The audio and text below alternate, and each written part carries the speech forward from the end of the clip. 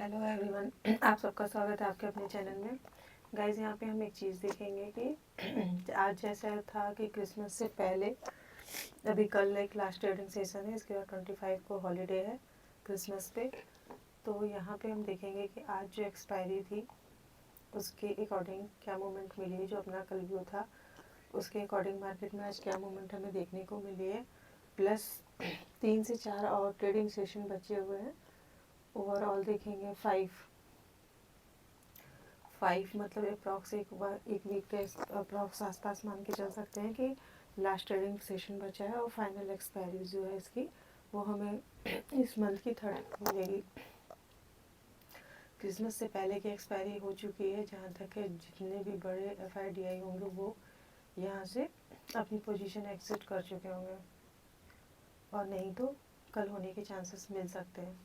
तो अब यहाँ पे हम देखेंगे, अगर हम मंथली बेसिस पे देखते हैं तो मार्केट अभी यहाँ पे हमें दिखा रहा है कि मार्केट नीचे से डाउन साइड से धीरे धीरे एक जो उसका मेन सपोर्ट लेवल था उससे धीरे धीरे टाइम एक्सपेंड करने के बाद अप साइड में जा रहा है।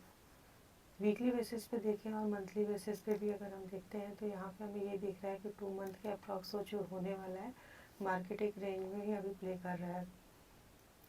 जैसा कि व्यू था कि मार्केट अभी जब अगर रेंज में प्ले करता है तो कभी अप एंड डाउन एक प्रॉपर एरिया पकड़ के चलता है और कभी 300 400 1000 पॉइंट जिस रेंज में मार्केट काफ़ी टाइम प्ले करता है एक अच्छा सा सपोर्ट या रेजिस्टेंस फॉर्म करता है और टाइम एक्सपेंड करता है तो वही वहाँ पे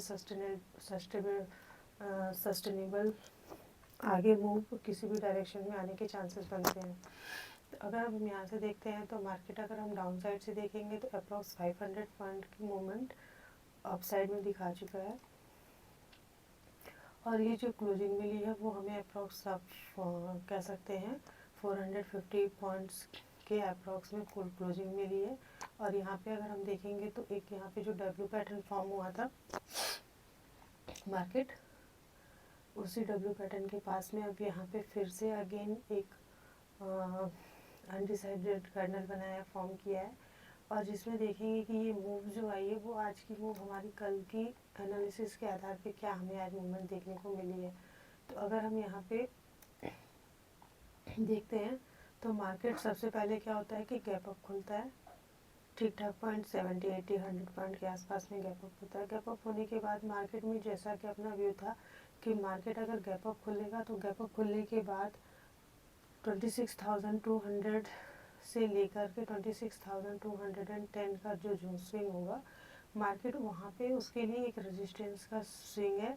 मार्केट वहाँ से अगर सस्टेन होकर अप साइड में जाएगा मूवमेंट दिखाएगा 10 के ऊपर जाता है तो चांसेस था अप साइड में मूवमेंट आने की थोड़ी, लेकिन मार्केट उससे पहले ही रिजेक्शन लेता है ओपन होते ही। अब मार्केट अगेन यहाँ पे डाउन मूवमेंट दिखाता है। डाउन मूवमेंट में भी जो इसका ये स्विंग था जैसा कि अपना व्यू था कि मार्केट में 26,150 से लेकर के 26,150 20 से लेकर के 26,100 का स्विंग जो होगा ये हमारे लिए एक सपोर्ट का स्विंग की तरह काम करेगा। अगर मार्केट अप साइड में ओपन होता है क्लोजिंग को ब्रेक करके डाउन साइड में आ जाएगा तो इस स्विंग पे एक बार मार्केट यहाँ पे बाउंस बैक कर सकता है। सेम थिंग मार्केट में सेम सिचुएशन फॉर्म हुई, यहाँ से अगेन मार्केट बाउंस बैक किया और अगेन से कल की क्लोजिंग वाली स्विंग को निकालने के बाद ये डे हाई को आज के नहीं निकाला 200 वाले लेवल को पूरे दिन होल्ड किया। होल्ड करने के बाद 215 के पास एक अपसाइड में मूवमेंट आने की कोशिश करते हैं, बायर ट्राई करते हैं, बट यहाँ से सेलर अगेन इसे डाउन साइड में ले आते हैं और जो हमें क्लोजिंग देखने को मिली है वो हमें कह सकते हैं कि कल की क्लोजिंग के आसपास में ही हमें आज की भी क्लोजिंग मिली है। तो और मार्केट उसी स्विंग के आसपास में क्लोज हुआ है। तो अब हमारे लिए यहाँ पे कल के लिए जो इम्पोर्टेंट होगा ये तो हो गई आज की मूवमेंट मार्केट में जो कल के एनालिसिस के अकॉर्डिंग ही लगभग अप्रॉक्स मार्केट में मूव किया है।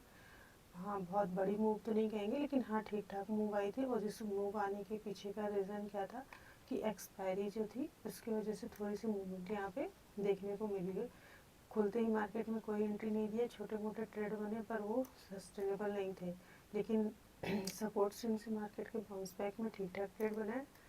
फिर सेकेंड हाफ में यहाँ पे 210 के आसपास बना है। इसके बाद मार्केट जब 230 के बाद एक बार डाउन मूवमेंट दिया तब एक ठीक ट्रेड बना है। यही 2-3 छोटे मोटे ट्रेड बने हैं जो कि ठीक ठाक पॉइंट थे, जिसके पीछे भी रीज़न था एक्सपायरी की वजह से। अदरवाइज यहाँ पे उतनी मूवमेंट शायद ना देखने को मिलती।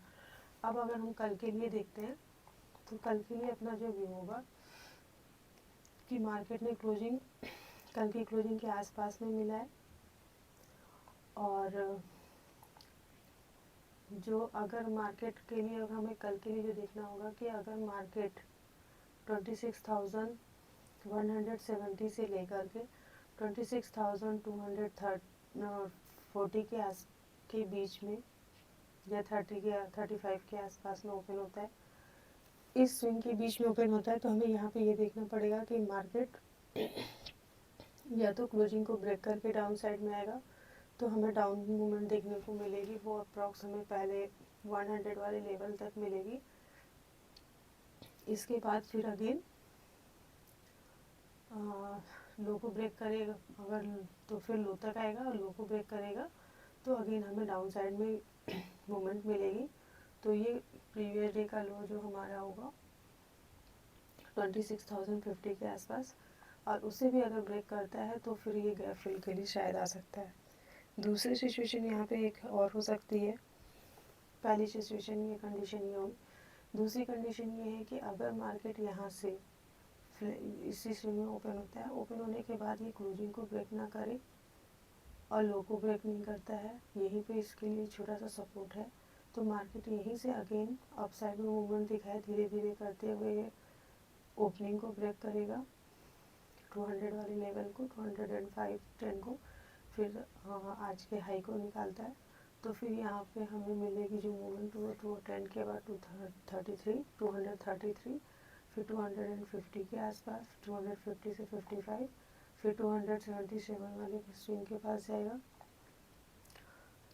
फिर 300 वाले लेवल को हम देखेंगे, 300 लेवल के बाद 310 और फिर 325 के आसपास तक जा सकता है।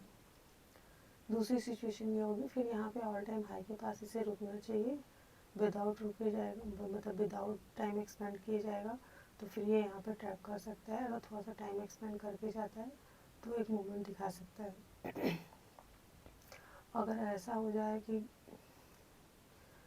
मान लीजिए 26,500 के आसपास या 400 के आसपास ही direct market gap up open हो जाता है, तो फिर वहाँ पे दो सिचुएशन को देख के चलना पड़ेगा। पहली सिचुएशन ये देखेंगे कि गैप अप होने पे मार्केट क्या उस लेवल पे सस्टेन करता है, जैसे कि कल हुआ था मंडे में, सस्टेन होता है और अपसाइड में मूवमेंट दिखाएगा, तो एक अपसाइड की मूवमेंट देखने को मिल सकती है। दूसरा, अगर यहाँ पे 450 या 500 के आसपास ओपन होता है, सस्टेन होकर निकलेगा तो अपसाइड की मूवमेंट देखते चलेंगे, और वही 20-30 पॉइंट्स का स्विंग पकड़ के चलेंगे। दूसरी चीज़ है, अगर वहाँ से रिजेक्शन लेता है, क्योंकि ऑलरेडी लोगों को 400-500 पॉइंट लोगों को मिले हैं जो डाउन से लेके आ रहे हैं डब्ल्यू के पैटर्न पे। दूसरी चीज़ होगी, अगर वहाँ पे गैप अप खुलता है तो कुछ प्रॉफिट बुकिंग के चांसेस भी आ सकते हैं, क्योंकि लोगों को न्यू ईयर से पहले 500-600 पॉइंट ये प्लस 250 पॉइंट 100 पॉइंट और मिलेगा। तो अगर प्रॉफिट बुकिंग आएगी तो फिर ये मार्केट यहाँ पे डाउन मूवमेंट दिखा सकता है और गैप फिलिंग के लिए आएगा। तो ये जो 325 है और 277 के स्विंग में, यहाँ से मार्केट अगेन से यू टर्न ले सकता है।